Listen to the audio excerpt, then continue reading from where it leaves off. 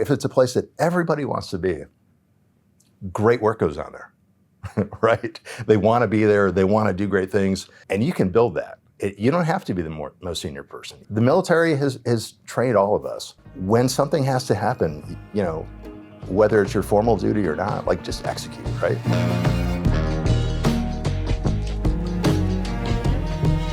Welcome to Veteran Led. Today's guest is Terry Hill, an Army veteran, and more importantly, a banker. Now, there's a lot that goes into banking that I didn't know when I first started my journey. And so, Terry, I'm gonna have you take it from here. What do you do for JPMorgan Chase, and how did you get involved in banking as a former artillery officer? Yeah, no, it's a really good question. First, thanks for having me here. It's really great to have the conversation. And we're here at our headquarters at 383 Madison in New York for a program that we're gonna talk a bit about with about 75 veteran CEOs. So, which is one thing I do at JPMorgan Chase. I'm the co-head of our veterans initiatives in the commercial bank. And we'll talk more about that. But what I do every day is I run a business along with another West Point graduate, by the way. So we oversee a business called Emerging Middle Market. So we work with mid-sized privately held businesses all across the country, about 155 locations. And we are generally family owned, some private equity. So we are helping people as they experience this complexity that comes as you begin to grow. You expand in different ways from a technology perspective, from a people perspective, from a skill set perspective, and we bring tools to help them tame that complexity. So pretty cool because what you were working with are family members that started this, that added to it, that built it, that expanded it, and they're passionate about it. So the fact that we get to work with those business owners is really, really cool. And so how do you make that transition from an Army officer, an artillery officer, to getting into banking and helping people? I mean, this is some pretty sophisticated stuff. This isn't just a call for fire here. This is... Yeah. So I have been at the firm for going on 29 years. So this has not been an overnight, journey. I used to get the question a lot, and I'm actually really excited that we don't get that question very often anymore. And the question was, we're all bankers.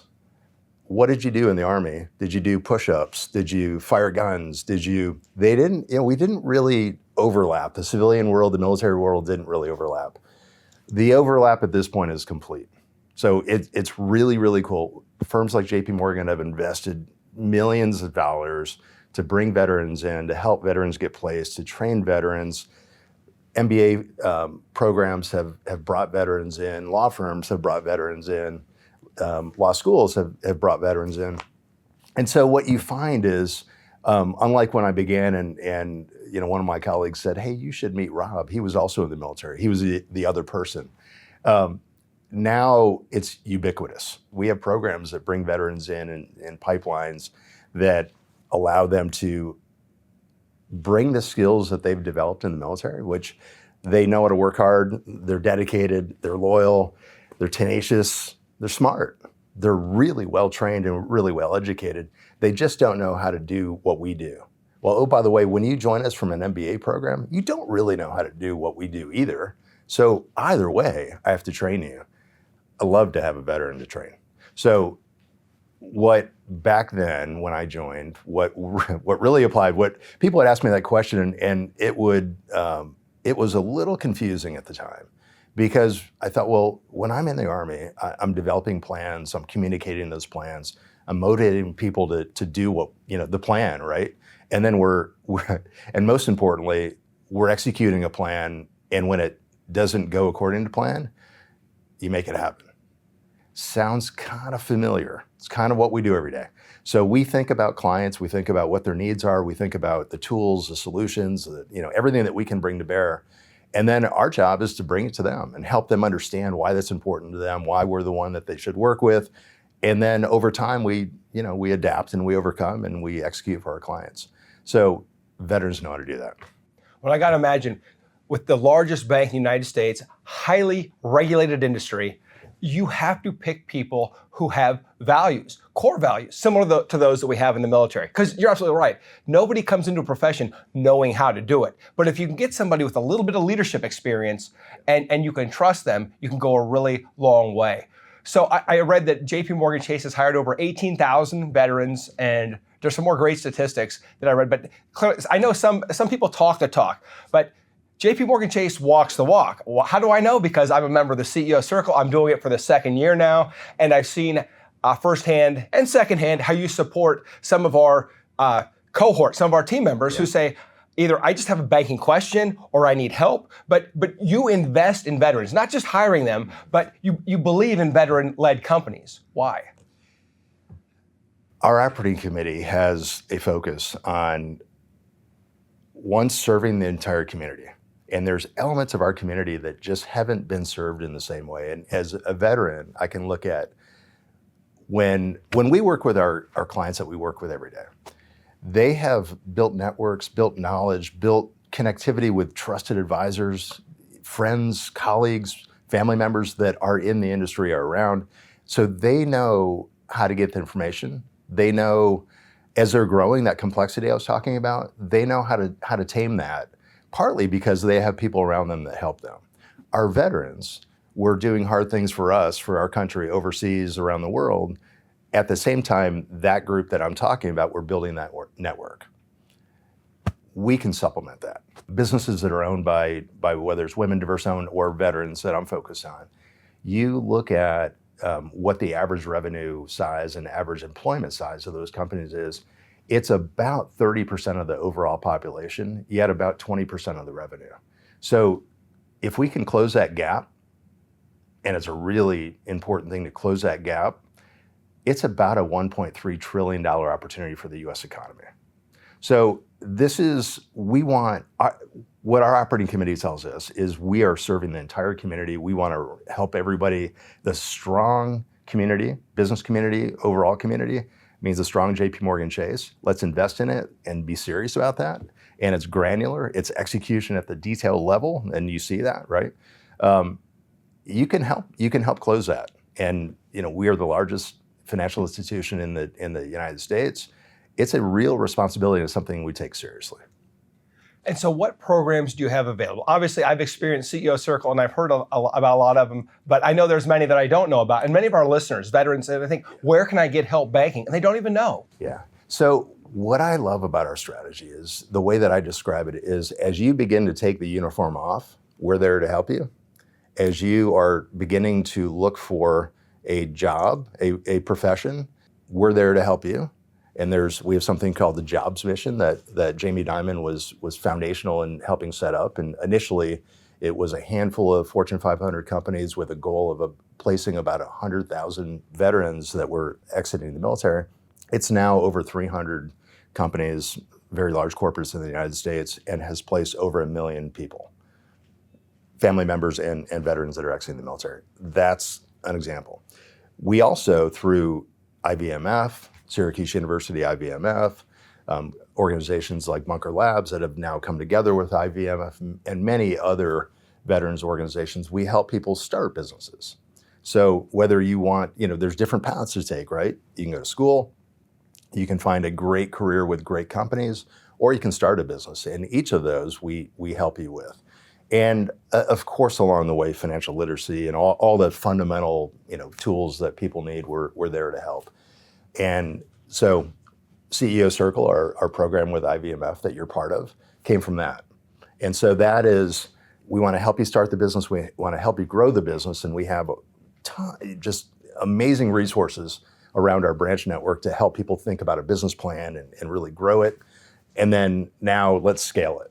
And that's what CEOcircle is all about. So beyond that, many other programs, it's really, as you're taking your uniform off, you're choosing your career, you're growing a business, and you're moving through that. Amazing resources every step of the way, different programs. A lot of it is through supporting not-for-profits, or like our CEOcircle program. It's pretty exciting stuff.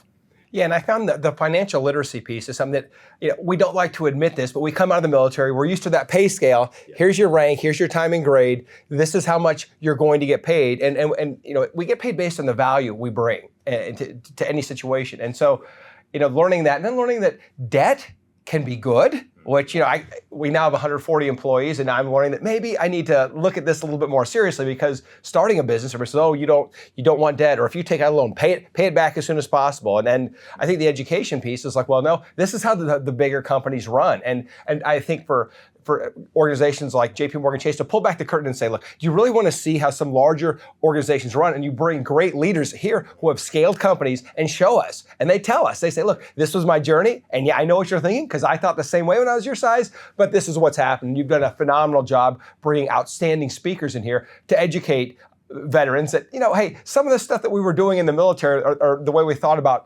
finances and money, is not the same way we need to think about it to grow a business. And none of it is static, by the way. There's not one answer. Just like personal finance, there's a lot to learn. It's situational. Somebody, you're preparing to, save for college. You're preparing for, I have 3 daughters, preparing for weddings, just all the different things that go on in life. You're saving for a home. You're financing a mortgage. You're selling it. Now you want to, take some cash out and do something. So there's a lot going on every step of the way. And I think that's the same way our business owners face things. It's not, once you know this, okay, here you go. The best business leaders that I've seen, whether small company, mid-sized company, or large company, they just never stop learning. They never stop asking. The market is always changing. Once in a while, people say, well, 29 years, that's a long time. 1 year has never been like the previous. The market changes, the situation changes, the environment changes. And that changes for our business owners as well. And so whether it's putting a capital structure together, it's hedging interest rates, foreign exchange, commodities, who are they working with, and how do they manage that risk? How do they grow cross-border? How do you bring some of that back? Yeah, just all these business decisions that have to be made.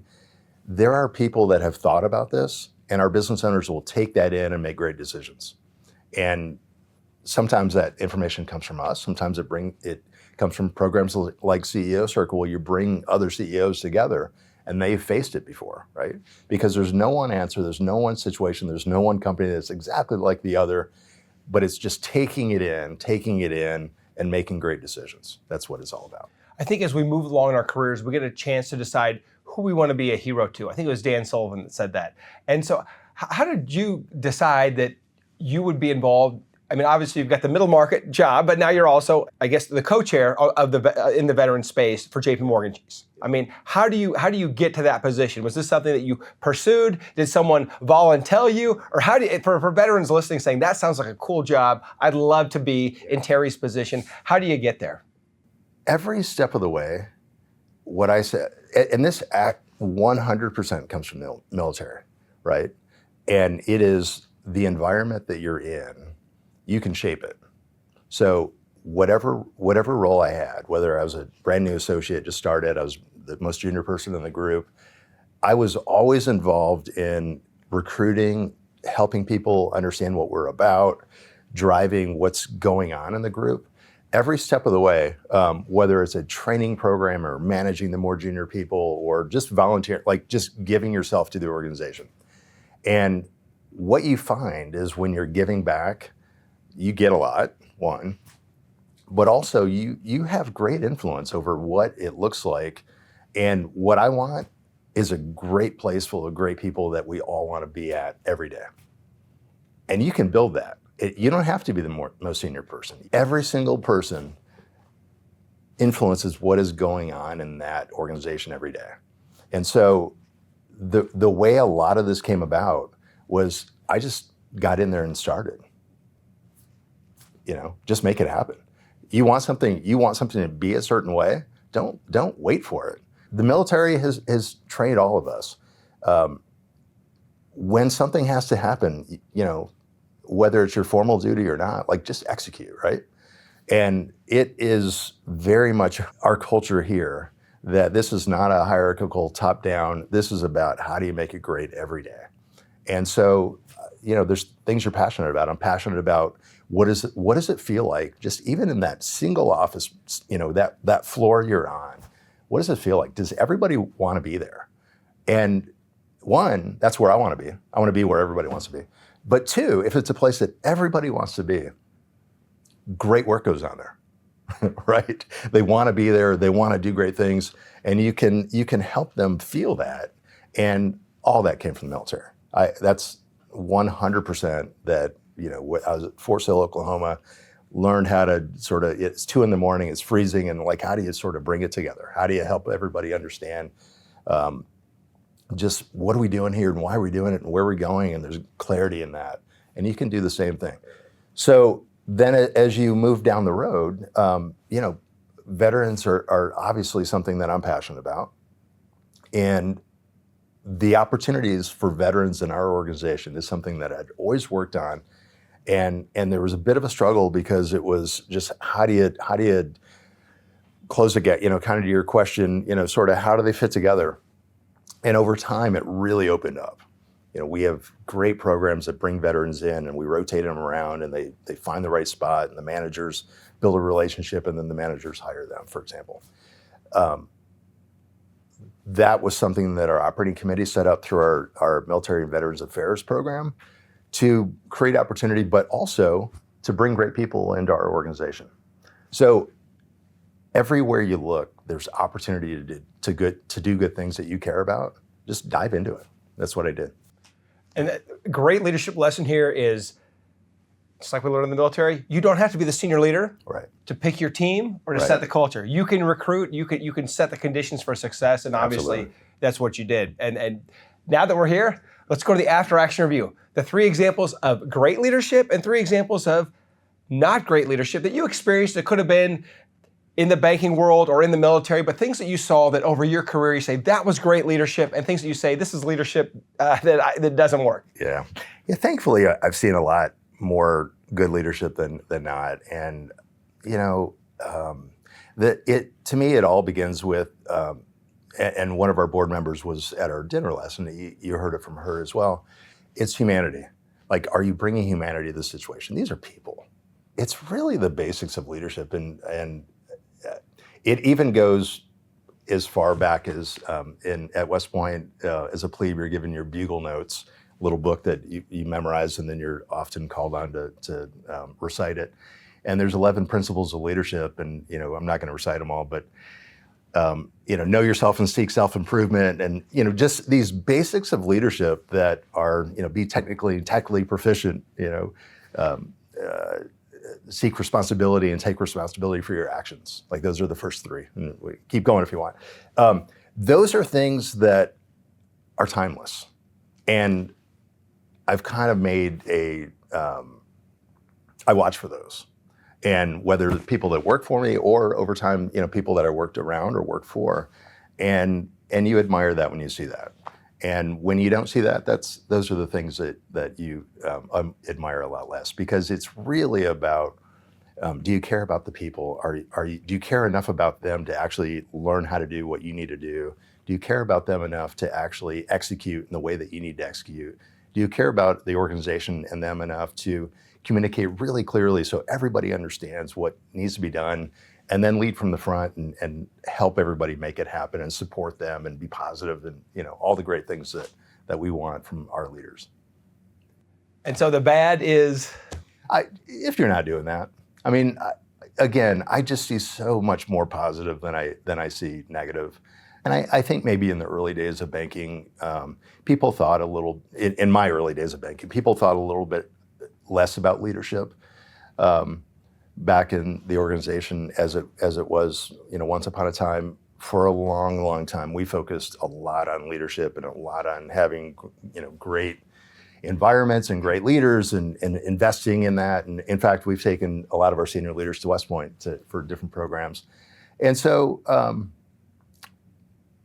it's been a long time since I've seen anybody's really significantly lack the things that I'm talking about. So it's a great environment to be a part of, because really we're given a lot of freedom to do good things, and that's what's expected. Just do good things. I think there's a great lesson there, which is once you get into a great organization, you get to experience that great leadership, and you don't see the bad. I mean, I can think back to, we all have had great and bad examples from the military, but it is interesting when you get in a great civilian organization where everybody's aligned. It seems, and there's a great culture. It seems that you see less of it Well, and so that's a really important point, because often I talk to a lot of veterans that are coming out, or different stages, or they're maybe in our different rotational programs, and the question comes up, like, how do I choose the first step, or where I'm going to? It's 100% what you just said about the people. But if you're doing it with great people in a great environment that has clear goals, and you're going to achieve it together, you're going to have a great situation. And so go find great people. That's really what it's about. Don't look for something that somebody told you is really cool, or it's a hot thing, or the best brand. Go look for great people who believe in what you believe in, and go execute with them, and you're going to have a great career. Brilliant advice. Terry, where can people learn more about the programs that JPMorganChase offers for veterans? Yeah, so just if you go to our homepage and Google or search for our veterans programs, you'll find them just directly in the JPMorganChase website. Thank you for everything that you do for our veteran community. Thank you for having me. I really appreciate the chance to talk, and I really appreciate you being part of CEO Circle. Maybe the last thing I'll say is CEO Circle is an accelerator program that we built for mid-sized businesses, and your business is part of that as the CEO. We actually started yesterday with 75 CEOs that are in our 4th cohort. We finished with our 75 CEOs that just finished the 3rd cohort. So really excited to have everybody here at our headquarters, and really appreciate the chance to talk to you.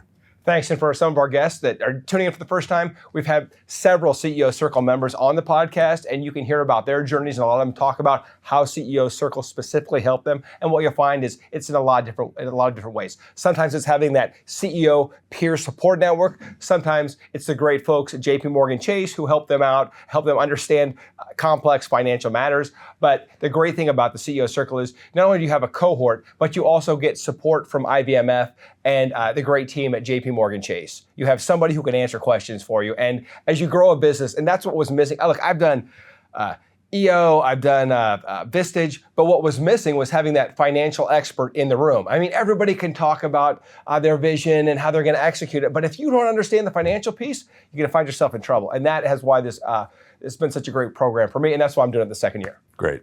Glad you're doing it. Thank you very much.